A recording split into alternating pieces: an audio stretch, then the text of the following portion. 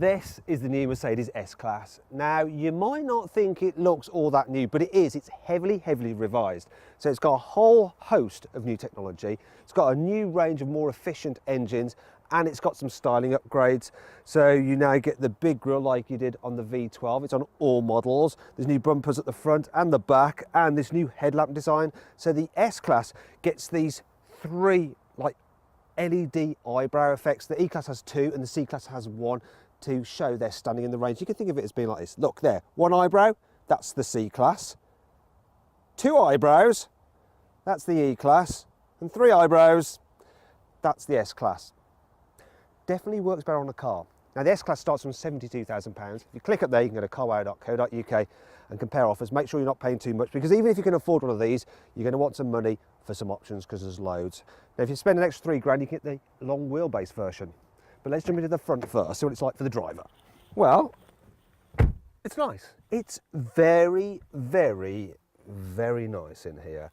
I really like the design. So I think the design is more interesting than that you get with the new Audi A8. Yeah, it's just great. And I like it in this colour tone as well. It's really good, this two-tone kind of beige and brown. What's not quite as good, I don't think, as the A8 is overall quality. I mean, it's brilliant, but that seems a bit flimsy. Maybe the A8 just a little bit more robust, maybe slightly better made, but it's, you know, it's splitting hairs. Oh, yeah, you can really relax in here. Now you get loads of standard kit, obviously, with the S-Class, like all-round parking sensors, climate control and satellite navigation. These two huge digital screens, which are really crisp and sharp. What's new on this revised S-Class, though, is this steering wheel. So before, you used to have the controls for the cruise control here on a stalk, which is a bit ungainly. Now it's been shifted up here. You can also control this screen using this touchpad here, so I can cycle through different menus and dials there. So I've got the sat nav, and I can switch it across, then go through the different displays there as well. If I want, I can control this display with this touchpad here. It's all right to use, but I'd rather use the swivel wheel, even though it's a bit awkward and ungainly with this touchpad thing over the top. So it's a bit like gives you RSI, but it's all right to use, and the infotainment system is pretty good in this car. I don't think it's quite as good as that in the BMW 7 Series. The iDrive is still the best, but I prefer it than the touchscreen system you get in the new Audi A8. I think Audi have made a mistake with that. I prefer these swivel wheels, to tell you the truth. Now, if you click up there, you can see my full in-depth video review of the infotainment system and have another good look around the car's cabin. In terms of storage, yeah, I like this. Look, that opens that way, but it also opens that way. That's really clever. You've got some cup holders here. There's a place for your key.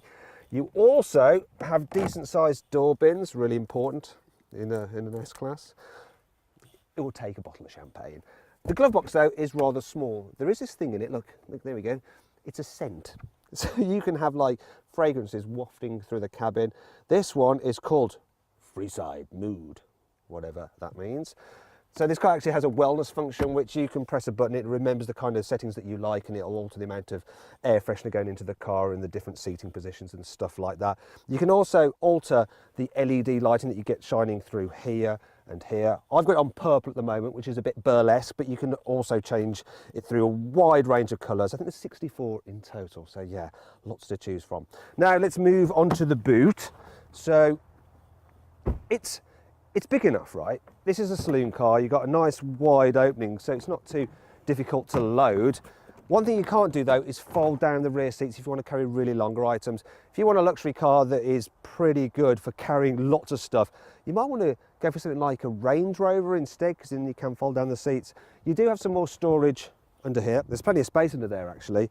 There's also a couple of netted off areas there to keep smaller items secure. Now, if you click up there, you can watch my detailed practicality video on this car, see how much you can stuff into its boot, how easy it is to fit a child seat, and what it's like in the back seats. But let's find out now, shall we? Because that's really important on this car, especially as it's the long wheelbase version. So yes, look at this, it's very sumptuous here. Now you can get the car with a bench seat in the back if you need to carry three, but this two-seater version is much better. I'm going to press this button here and put the car into full first class mode. While it's doing its thing, moving the seat out of the way, I want to show you this. You've got a little cubby in there. Here you've got a couple of cup holders, and now I really like this. If you've got a cold drink, you can press this button and it'll chill it. Or if you've got a hot drink, you put it in there, press the button again, and it'll heat it. Now, as you can see, the chair's moving out of the way, and it's going to do something pretty cool in a moment. Let's let it do its thing. It's not the fastest. Come on, Mercedes. Now it's reclining my chair so I can get nice and comfy. I've also got this sumptuous pillow. It's absolutely glorious. Now look at my legs. It's raising up. Oh, this is the way you want to travel. And then a little bit extends this footstool at the back of the seat in front. Now all I have to do is shut the blinds and then I can nod off, because after all, car reviewing is very, very tiring work. Now you know what this car is like on the inside, let's find out how it drives. Now the S-Class may be a big car, but it's surprisingly easy to drive in town. Part of the reason for that is the steering. It's nice and light, which makes low speed manoeuvres a doddle. Also, visibility is really good, so there's hardly any blind spots. You've got a big back window, so there's a good view out the back. And I like the fact that the Mercedes emblem kind of acts like a gun sight to aim you down the road. Then there's a suspension, so this car rides on standard fit air suspension, and it's really nice and smooth and wafty. There is one thing though, you do notice that when you hit a very sharp bump or pothole, it does send a bit of a shock through the cabin. Now if you want more information on what this car's like to drive, click it there to watch my point of view test drive video. Now as you speed up and get out on the motorway, the air suspension really does come into its own. It just floats this car down the road. It's almost like you're flying just above the surface. It really deals well with like undulations. It's glorious, and you can assume the classic Mercedes S-Class driving position, which is just like this, because it's just very, very relaxing. Part of the reason for that is the soundproofing. So, well, let me get up to 70. There we go. So I'm now doing 70. It's just very, very quiet, isn't it? And the next thing to mention is this engine. So the Mercedes S-Class gets a new range of engines, and I've got a straight six 2.9 litre diesel in this car. You can get it in 2 power outputs. This is the lower power version with 286 horsepower, but lower power, yeah, it does not feel like that at all. It's a very strong engine. It'll do 0 to 60 in just 6 seconds. And look at this, right? If I go to about 40 miles an hour, plant my right foot, look at that speed build. I am now doing 70. It's effortless, and it doesn't even sound like a diesel, and it's smooth, almost like a petrol. Yeah, Mercedes says it'll do over 50 odd miles per gallon, and I'm actually averaging 38.6. That's really, really good for a car of this size. You can, of course, get a straight six 3 litre petrol engine turbo, and that's 0 to 60 in under 5 seconds. It's really, really lovely. And of course, there's V8s in the AMG versions, which are just bonkers fast, but you don't really need them. In terms of the gearbox, all cars get a 7-speed auto, and it's really smooth and slick. You can control the gears yourself using the pedals, but you're in an S-Class, so why bother, you know? Let it do the work for you. Another thing worth noting is that you can get the car with all-wheel drive, though it's not standard like it is on the new Audi A8.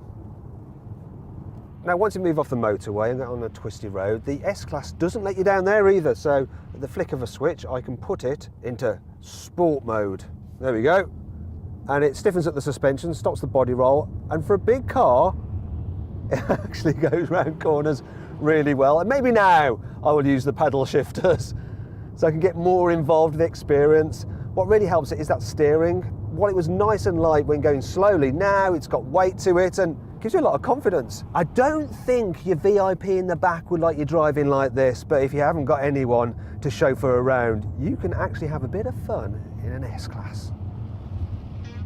But what about if you don't want to be so involved with the driving? No problem, the S-Class's upgraded cruise control system can help.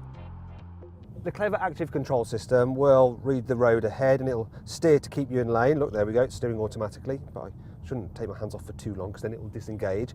It'll also keep you a safe distance from the car in front, and it'll automatically brake if the car in front of you brakes, and it'll do it right down to a standstill. So there I'm braking now. Look, my feet, look, they're not on the pedals.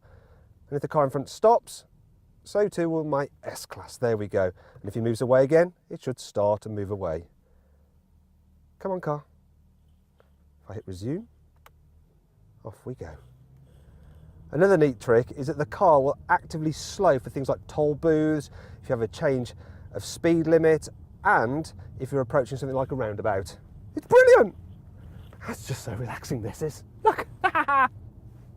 The system will even change lanes for you on the motorway. All you have to do is use its indicator to let it know which way you want to overtake, and the car will automatically make the manoeuvre if it's safe to do so. However, not everything about the S-Class is good. Here's 5 annoying things about it.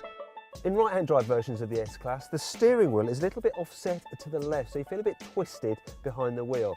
You see, the steering wheel really should be about here, but no, it's here. For some reason, you don't get rear privacy glass as standard. It's a £345 option, which is a little bit odd on a car such as this, because yes, I'm just too rich to be seen. As part of the midlife facelift, Mercedes has gone and made the fake exhaust even more fake. I mean, you really do think that's a proper tailpipe on this diesel car, but actually, the real exhaust for it is under there. The charlatans.